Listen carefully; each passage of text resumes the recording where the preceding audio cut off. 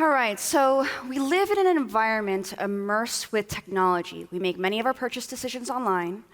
We interact with algorithms on our favorite devices, and we travel with internet-connected devices in our pockets.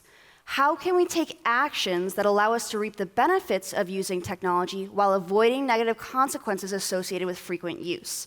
Today, we're going to discuss what I've found in my experimental work that speaks to a strategy for navigating decisions in a digital world.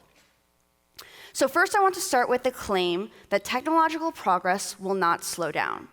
Back in 1965, a computer engineer named Gordon Moore noticed that the number of tiny switches called transistors on a computer chip doubled about every 2 years. More transistors means more powerful computing. We see that this pattern in computing power translates to the technological innovations that we see and eventually to technologies that we adopt. For example, we've seen consistent growth in the percentage of US individuals that use the internet, which has now reached about 96% since 2024. Businesses are investing heavily in AI to automate task and influence decision-making. In fact, over 60% of companies now embed AI into at least one business function. As more people and systems rely on these technology, there becomes an incentive to stay connected. As a result, we have situations that look like this. Alexa, what 5 minus 3? 5 minus 3 equals 2. Boy!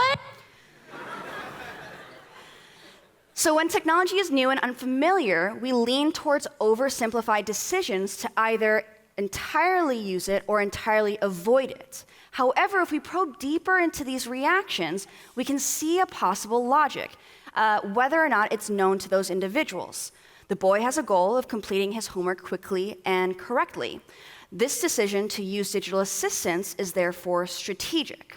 On the other hand, we see a reaction from his mom that was kind of negative, possibly because to some extent she may understand that if he is relying on technology, he's not able to learn on his own. So in either case, in order to make good decisions about whether to use technology, it requires a pretty intelligent understanding of the consequences associated with each use. If there's no understanding, then this becomes a baseless reaction that will not help us determine when and how to use technology in the long run. So this leads us to our problem domain. Internet skill is not equally distributed. People have varying abilities to appropriately determine when to use technology and how to use it in a way that serves them best. Yet, people with stronger internet skills are more likely to access jobs, they're more likely to apply for positions, they're more likely to engage in remote work. As students, they're more likely to participate in virtual classrooms, they're more likely to use online resources, and they're more likely to develop digital literacies that will help them in their future academic and professional ventures. And people with stronger internet skills are better positioned to maintain relationships across time and distance, which is becoming more and more important to how we form and maintain our relationships. So ultimately, though, people tend to know too little about how to use the internet to realize that they don't know a lot, which stifles their desire to develop these strategic skills. And these strategic skills are difficult to develop, whereas operational and formal skills like how to use the internet, how to make sense of a cyberspace, are things that can be taught through educational programs. The strategic and informational skills to know when misinformation is on the rise, to know when to use technology to achieve our goals, is something that tends to happen from frequent and complex use. In fact, students who have come from who are able to attend college tend to have some of the best strategic skill because they're able to, they have an opportunity to use technology in a way that's quite flexible to serve their goals. So my philosophy as a media researcher is to acknowledge that each of us is immersed unavoidably in a digital world. Therefore, we should be teaching ourselves and our children to shift questions from whether or not to use the internet or technology more generally, to when and how to use it to achieve particular goals. To do that, it requires each of us to understand the effect that technology has on our thinking and our behavior, so that we can protect ourselves from the possible harm associated with media use. But knowing only technology's effects on our thinking and behavior is not necessarily enough, because in order to enact those strategies that you know about how to use technology well, it requires good metacognition. So metacognition is the ability to be aware of how you learn, how you think and solve problems, and then use that awareness to make smarter choices. It's, in other words, people think of it as thinking about thinking, whether you have the ability to think through accurately about yourself and the situation that you're in. And metacognition is a concept from cognitive psychology. It was developed to understand the difficulty that we tend to have studying for an exam. In order to do well on an exam, a student has to decide what strategies are going to be most effective for memorizing the material for the exam, and they have to make decisions about when it's time to study more or to stop studying. And this literature tells us that students, people in general, tend to have faulty models about making decisions about what they know and what they don't. And this gets compounded, this gets worse, when we consider our interactions with media. We see a similar pattern in media use where on a daily basis, we each have to make decisions about how and how much to use technology to meet our cognitive, social, and economic needs. And like studying for an exam, the strategies that we use do not tend to come naturally to us and must be taught. So today we're going to take this opportunity to learn about how reliance on technology influences our thoughts and behaviors. And I'm going to share some of my empirical research that gives us answers to three general questions. First, what happens to our ability to understand ourselves when we over-rely on technology? How does interacting with personalized technology influence our decisions? And how can we use technology in a way that creates value for ourselves? So we know that our engagement with technology can support cognitive, social, and economic goals. But to make good decisions about when to use technology, we need accurate metacognition, the ability to know what we know. What this question is going to talk about is what happens to our ability to understand ourselves when we over-rely on technology. So in this study, we recruited 252 participants who completed a 10-item trivia quiz. 10-item trivia quiz, and they were assigned to one of three conditions. They were either assigned to the Google condition, where they were asked to use Google to find all of their answers. Or they were placed in the no Google condition, where they were told, although you may be tempted to do so, do not use Google to search your answers. In a third control condition, they were not given any instructions about how to complete those answers. And upon given those instructions, they completed this task where they had to answer 10 questions based on the instructions they were provided, and they were given corrective feedback at the end of each answer, after each answer.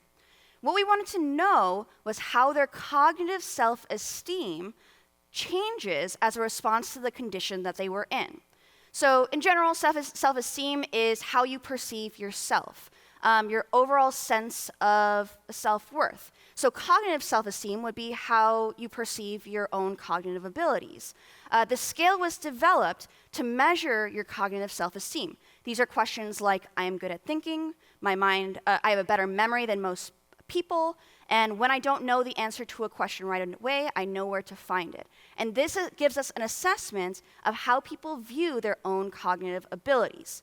We also measured their response accuracy, so we wanted to make sure that we accounted for the fact that some people would get more wrong and some people would get more right. So after controlling for response accuracy, so removing the contribution of response accuracy, we found this main effect right here. We found that when you use Google to find your answer to these trivia questions, you tend to overestimate your own judgments of knowledge. You tend to think that you yourself are better able to think, remember, and find information simply by using Google to collaborate on these answers. And we see that this cognitive self-esteem is higher for individuals who use Google compared to individuals who did not use Google and who were not given any instructions. So what this tells us, here Google represents a familiar source. In a different study by someone named Adrian Ward from UT Austin, he found that this effect doesn't happen when people use an unfamiliar search engine like Lycos. So something about using this familiar source that perhaps is seen as an extension of yourself because of how often you use it may contribute to this blurred boundary between what you know and what the device knows. And across my research, we studied this in a few different ways to establish this effect. We found in one study that when people use their personally owned device, the device that they brought into the lab, they tend to have higher cognitive self-esteem after taking that trivia quiz than if they were given a lab-owned device, a controlled device that they were unfamiliar with to complete those answers. We also found that this effect depended on the modality of their technology use. When they use a mobile device, something that they perceived as being able to travel with them, we saw inflated cognitive self-esteem, higher cognitive self-esteem here. Let's see, modality compared to smartphone and laptop. We see that in general, people had higher cognitive self-esteem when they use this mobile device compared to when they use a stationary device. And as I mentioned previously, when they used their own phone, they had higher cognitive self-esteem than when they used a lab-owned phone. We also found that people who receive immediate answers to these questions tend to report higher cognitive self-esteem than people who receive the answers after a delay. So here we can see that people's judgments of their own knowledge, of how smart they were, had something to do with how quickly they were able to access the internet. When they had immediate access, they judged their knowledge as higher, that they thought that they knew more about the topic, than when they had delayed access or when they had no access. And we found that this effect attenuates, it goes away, when people use a device that is not necessarily seen as an extension of themselves. In this study, we found that when individuals used a search engine to find answers, they reported higher cognitive self-esteem than when they used a digital agent or when they didn't use anything at all. So in this sense, we can kind of see that when a device is seen as an other, as we tend to imagine digital agents to be, then this overestimation of knowledge goes away. This suggests that when we completely rely on technology that we view as an extension of ourselves, it becomes difficult to differentiate between what you know and what your device knows. So when we feel as if technology is an extension of ourselves, the boundary between who we are and who our technology says we are starts to blur. How does interacting with technology that we view as extensions of ourselves, such as personalized or immersive technology, influence our behaviors? We know it influences our perceptions of ourselves, but does it influence our downstream decisions? So in this study, we focus on the context of recommender systems. AI has enabled the development of recommender systems to make data-driven suggestions based on, to extent, predicting a user's preferences based on their personal data. AI-based recommendation systems are embedded in everyday platforms such as Netflix, Spotify, and Amazon. In the case of Spotify, when you receive your Spotify Wrapped, you are able to understand yourself by viewing the infographic that Spotify provides about your data. In the same way, Spotify makes recommendations about what you should listen to on the basis from your understanding of what you watch. In reality, within recommender systems, they consider many factors when producing a recommendation, including factors that reflect users' own interests and also factors that reflect companies' interests. And companies rarely disclose their priorities in personalized algorithm recommendations. This enables developers to strategically incorporate their priorities into recommendations without user awareness. In fact, all major technology platforms such as Netflix, Amazon, and Spotify include revenue-maximizing signals in their recommender systems under the guise of personalization. So here we see that our inability to understand what's happening behind the black box of technology use is contributing to our misunderstanding of what technology is doing. So in this context, we wanted to understand the concept of self-endorsement. Because recommender systems incorporate personal data, it allows for the possibility for people to believe as if those recommendations are something that we ourselves would have endorsed. So this concept of self-endorsement was originally established in the context of VR and demonstrated that interacting with an avatar, here we can see in this example, when participants interacted with an avatar, and that avatar that was representing themselves was wearing a branded shirt, they reported having higher brand attitude and purchase intention of that brand compared to if they saw that brand on some other avatar that was sitting across from them. So here we can see that technology has qualities that permit hyper-personalization, which we now know can make it difficult to differentiate between what we know, what we think we know, and what the device thinks we know. So this led us to our study. We wanted to see if this worked beyond VR, if this worked in the context of classic recommender systems that we see on a daily basis in our world. In this study, we had 293 participants first complete a personality assessment, kind of like a BuzzFeed article, that asked them questions to gauge who they are and what they wanted out of their consumer choices. And then users operated 3 different recommender systems to aid in the selection of travel choices. We told them to imagine that they were going to go on a trip and to make decisions that aligned with what they would choose. So in the study, we had 3 different conditions. Everyone saw one of these versions once. So each person saw 3 versions. In one condition, they saw a self-endorsing version that they believe took their personality assessment data and made decisions, made recommendations based on that data. In another condition, in the other endorsing condition, this is a version, they were told that it was a version that was programmed on the basis of other people's personality assessments and recommends travel choices that previous users are most likely to endorse.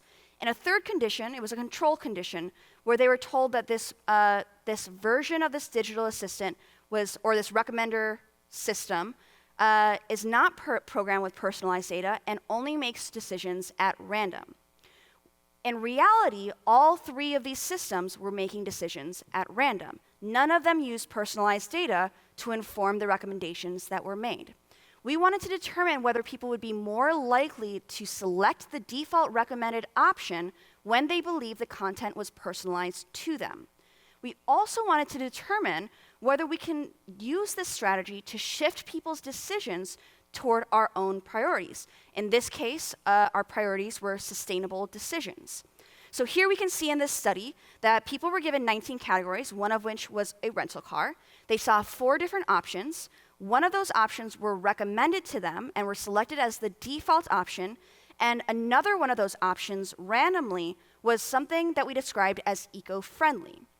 We wanted to see if people were more likely to accept the recommendation when they were in the self-endorsing condition, and whether this influenced their tendency to choose eco-friendly choices. Here's what we found. Related to the recommendations that people accepted, we found that when they were working with an agent that they believed was making suggestions based on their personalized data, they tend to accept more of those recommendations. And we saw no differences between the other endorsement condition and the control condition. So only in the case when participants believed that this recommender system was programmed with their personal data did they choose to defer to that device for making their decisions. We also found a similar effect for eco-friendly recommendations. We found that when individuals were working with an agent that they believed to be self-endorsing, they were more likely to accept options that were also eco-friendly, regardless of how sustainable their values actually were. So here, this suggests that technology that individuals believe is tailored. This suggests that technology that individuals believe tailors content to them have a powerful capacity to sway decisions, even when those algorithms do not personalize content and when they recommend options that serve the designer's own interests. So we've established that when we constantly rely on technology, it can influence our perceptions of ourselves and the decisions that we make. We also know that stakeholders such as corporations, individuals, and countries are embedding their own interests into technology that we believe is personalized to us. At the same time, access to digital technology is becoming more and more critical to daily functioning. So how can we use technology in a way that creates value for ourselves? So in order to make this point, we need to establish the point of the importance of digital access. Even in the face of threats to our perceptions and behaviors, reliable access to digital technology is a modern form of sovereignty. It empowers us to build community, it generates social capital for us, and it creates real economic opportunity. We also find that individuals from historically marginalized groups tend to modify technology in a way that allows them to expand their social networks beyond what was possible in person. In one study, researchers found that Black and Latino users are more likely to use social networking sites to maintain and expand their social networks, while white and Asian users tend to rely on face-to-face communication. So in some ways, technology allows us to overcome certain barriers to equity to create social capital and benefits for a larger proportion of individuals. There's also research that suggests that older adults who learned to use the internet reported improved mental health outcomes, which was driven by increased social contact and cognitive stimulation. So because technology has the capacity to keep us connected when we may not be able to connect, it provides a powerful way for benefiting our mental health outcomes. There's another study that showed us that temporary loss of internet access among low-income individuals leads to increased stress and disrupted communication with employers, schools, and networks. So disrupted access to technology creates barriers for people trying to reap the benefits of technology use, both socially, economically, and cognitively. Across this, it suggests that digital access is a form of social infrastructure. It's vital for resilience, for equity, and well-being, especially among historically marginalized populations. Yet, these benefits come with certain barriers for those marginalized individuals. Because AI is built by humans, algorithms tend to replicate social inequities that we observe in the real world. An example of this is algorithmic skin tone bias, when an algorithm's design produces outcomes that consistently disadvantage users on the basis of the color of their skin. We've seen biased healthcare algorithms that prioritize white patients over black patients. We see facial recognition algorithms that are more likely to misgender dark-skinned individuals. And certain optically activated water sensors do not tend to work for darker skin tones. So we conducted a survey to determine whether these algorithmic barriers resulted in lower levels of adoption among those individuals, in this case with darker skin. We recruited 843 people. We tried to get an equal distribution of a variety of ethnicities and therefore skin tones. And the average age for this was about 37 years old, so a general population. And we asked them to report how often they use these image recognition algorithms. These image recognition algorithms are the things like what you use for your phone to unlock, things like how to log into your finances, things like social media filters, and image sensors, like the ones that you might see with water faucets. And what we found was that despite these algorithms working less well for those individuals with darker skin, those individuals use image recognition algorithms more frequently than individuals with lighter skin. We also found that this effect was driven by reinvention. So here we see something called a mediation analysis, where we are able to evaluate the relationship between skin tone and image recognition algorithm use and determine whether something else better explains what's happening here, that relationship. And what we found is that reinvention does explain the scenario where individuals with darker skin use image recognition algorithms more, despite it working for them less well. Reinvention is when individuals adapt or repurpose an innovation to better suit their needs or values, often leading to uses that differ from the original intent of that innovation. And rather than adopting an innovation as is, through reinvention, users can actively reshape this innovation to enhance its relevance and utility in the context that they're using. So what we found happening was that participants with darker skin tones engaged in reinvention of image recognition algorithms more than individuals with lighter skin tones. And participants who engaged in reinvention were more likely to use image recognition algorithms. Here we can see the relationship between tendency to reinvent in these different contexts of image recognition algorithm use and as a function of skin tone. And we found that as skin tone darkens, there tends to be more reinvention that is incorporated into their daily use. We also had some evidence to suggest that, that individuals with darker skin tones and greater algorithm awareness are more likely to engage in reinvention with image recognition technology and thus were more likely to use image recognition algorithms. In this case, algorithm awareness is the degree to which an individual at a basic level understands the underlying factors that contribute to an algorithm's decision. And when people knew more about how an algorithm operated, then, especially when those individuals had darker skin tones, they learned to reinvent, which led to them using these technologies more, despite the fact that it works less well for them. So here we see that having an awareness of how algorithms operate underlies the ability to adapt technology to fit our needs. Those with greater awareness of how algorithms operate tend to be more able to reinvent technology to serve their needs, allowing those individuals to use and benefit from technology more, even when that technology does not inherently serve them best. So, through these examples, we can see that in general, people have difficulty differentiating between themselves and their devices when judging their own cognitive ability, and this happens particularly when they feel as if that device represents an extension of themselves. We also know that stakeholders can and do imbue personalized recommender algorithms with information based on their self-interests to inform consumers' decisions without their awareness.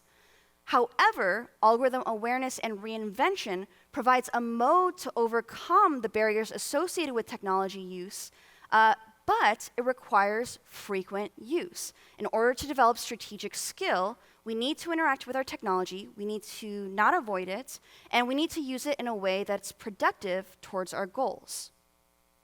So through these experiments, we see that strategic engagement with technology is essential.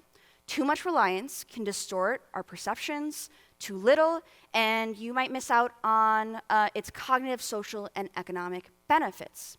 Yes, algorithms can be designed with harmful intent, but with awareness, we gain power.